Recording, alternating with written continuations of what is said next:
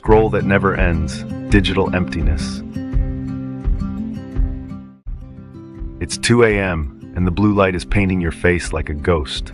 Your thumb moves without thinking, up, down, with a rhythm so automatic, you don't even know you're doing it anymore. Another face, another post, another life that looks better than yours. You've been here for 2 hours, maybe 3, and if someone asked what you saw, you couldn't tell them. It all blurs together into this digital soup of nothing. I've scrolled through more faces than I've met in my entire life. I've seen more bodies, more vacations, more perfect moments than my grandparents saw in their lifetimes. And somehow, impossibly, I feel more alone than ever. There's this specific kind of emptiness that only exists in the digital age. It's not the emptiness of having nothing. It's the emptiness of having everything and still feeling hollow, of being connected to millions and still feeling unseen, of consuming endless content and still feeling starved. Welcome to the void, the infinite feed. Here's something most people don't know. The infinite scroll wasn't an accident. It was designed, engineered. A man named Asa Raskin invented it in 2006, and years later, he called it one of his biggest regrets. He compared it to giving 1 billion people a slot machine they carry in their pockets. Because that's what it is. Every time you pull down to refresh, you're pulling a lever. Every notification is a win. Every like is a payout. And just like a slot machine, the rewards are random enough to keep you hooked, but consistent enough to keep you coming back. The average person scrolls the equivalent of 300 feet per day. That's the height of the Statue of Liberty. Every single day, you're scrolling past Lady Liberty just to see what strangers had for breakfast. But here's the thing, you're not scrolling because you're bored. You're scrolling because you're searching. Searching for something you can't name. Connection, maybe. Validation, maybe. It's the proof that you exist. Proof that you matter. Proof that somewhere in this digital wasteland there's something that will make you feel less empty. Spoiler, it's never there. It's never been there. But we keep looking anyway, because the alternative of sitting with ourselves, with our thoughts, with the silence. And that's terrifying. The dopamine economy. Let me tell you what happens in your brain when you scroll. Every time you see something new, like a funny video, a pretty picture, a shocking headline, and your brain releases a tiny hit of dopamine. Not enough to satisfy you, just enough to make you want more. Dopamine isn't the pleasure chemical. That's a common misconception. Dopamine is the anticipation chemical. It's the maybe the next one will be good chemical. It's the chemical that makes you keep searching, keep hunting, keep scrolling, convinced that satisfaction is just one more post away. Social media companies know this. They've hired neuroscientists and psychologists to design platforms that exploit your brain's reward system. The red notification dot, the pull to refresh animation, the autoplay feature, all of it is engineered to keep you scrolling, keep you engaged, keep you feeding the algorithm. You're not using social media, it's using you. Your attention is the product, your time is the currency, and you're spending it on a slot machine that's rigged to never pay out. Studies show that people who spend more than 2 hours a day on social media are significantly more likely to report feeling isolated, anxious, and depressed. But here's the twisted part. Those same people are also more likely to increase their usage. Because when you feel empty, the instinct isn't to step away from the thing making you empty. It's to consume more of it, hoping it'll finally fill you. The comparison game. We keep chasing the next thing like it'll fix the ache we can't name. You see someone on vacation in Bali. You're sitting in your bedroom that suddenly feels too small, too boring, too much like failure.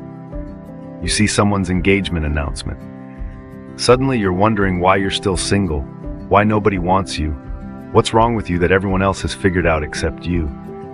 You see someone's promotion, their new car, their perfect relationship, their flawless skin, their coordinated aesthetic, their life that looks like a magazine spread. And you look at your life, it's so messy, ordinary, unglamorous, and you feel like you're losing a game you didn't know you were playing. This is called social comparison theory, and it's killing us.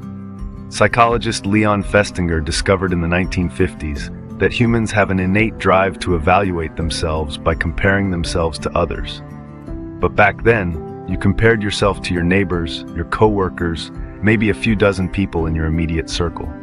Now you're comparing yourself to millions, to influencers with professional photographers and editing teams, to celebrities with personal trainers and stylists, to people who only post their highlight reel and hide everything else. And your brain can't tell the difference between real and curated. It just sees all these people who appear to be living better lives than you, and it concludes that you're falling behind. You're not enough, you're failing. Except none of it is real. The person in Bali is probably in debt. The engaged couple might be miserable. The promoted person is probably burned out. Everyone's pretending. Everyone's performing. Everyone's scrolling through their own feed feeling exactly the same inadequacy as you are. But nobody admits it. So we all keep scrolling, keep comparing, keep feeling worse, keep posting our own curated perfection to hide how empty we feel, perpetuating the cycle for everyone else. The loneliness epidemic. Here's the paradox. We're more connected than ever, and we're lonelier than ever. Studies show that loneliness has doubled in the past 50 years. Among young adults, it's even worse.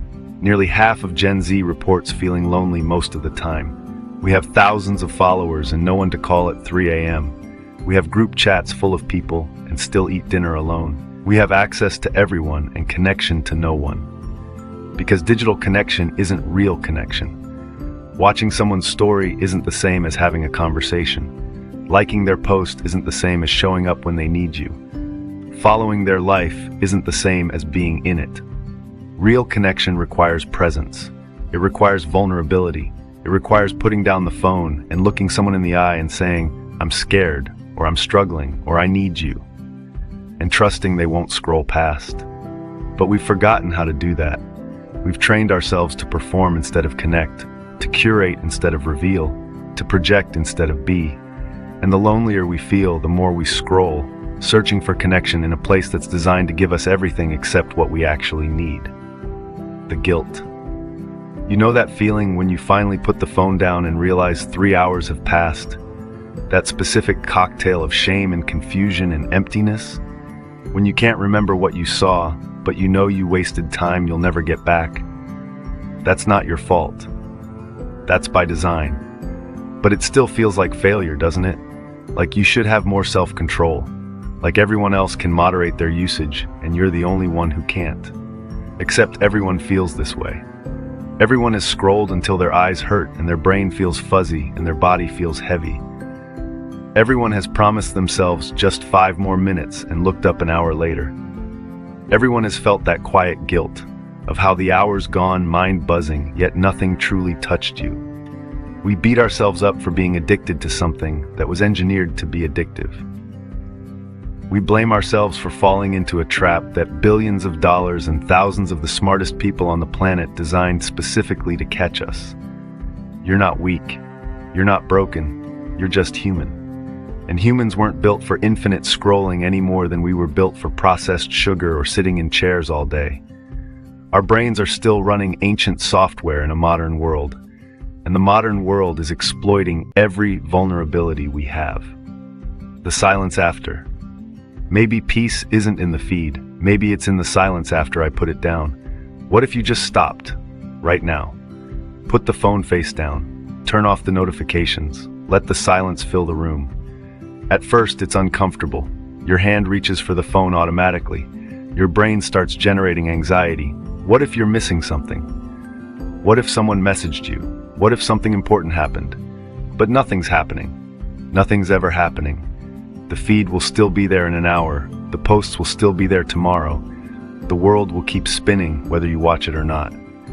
And in that silence, something else emerges. At first, it's just noise of your own thoughts that's finally audible. The things you've been scrolling to avoid, the feelings you've been numbing, the questions you've been drowning out. It's uncomfortable. That's why we scroll. Because being with ourselves, with our actual lives, with the present moment, that requires courage. It requires sitting with boredom, with loneliness, with the fact that your life isn't a highlight reel, and that's okay. But here's what happens if you stay in the silence. Eventually you start to hear yourself again. Your real self, and not the curated version. You start to notice things, the way light moves across the wall, the sound of rain, the fact that you're breathing alive here. You start to remember that life isn't supposed to be performed. It's supposed to be lived. And living happens in the spaces between the posts. In the moments you don't photograph, in the conversations you don't record, in the feelings you don't broadcast. The choice. You can't opt out of the digital world completely. I'm not suggesting you delete everything and move to the woods, but you can choose how much power you give it. You can choose to put the phone down, to turn off notifications, to scroll with intention instead of compulsion. You can choose presence over performance, connection over content, reality over simulation. The feed will always be there, infinite and hungry, ready to consume as much of your life as you're willing to give it. But so will everything else. The people who love you, the world outside your window, the life you could be living instead of watching other people pretend to live theirs. Maybe the real void isn't digital. Maybe it's the space between who we are and who we pretend to be online. Maybe it's the distance between connection and consumption. Maybe it's the hours we lose searching for meaning in pixels when meaning was always in the silence, in the stillness, in the moment we choose to look up. The scroll never ends, but you can.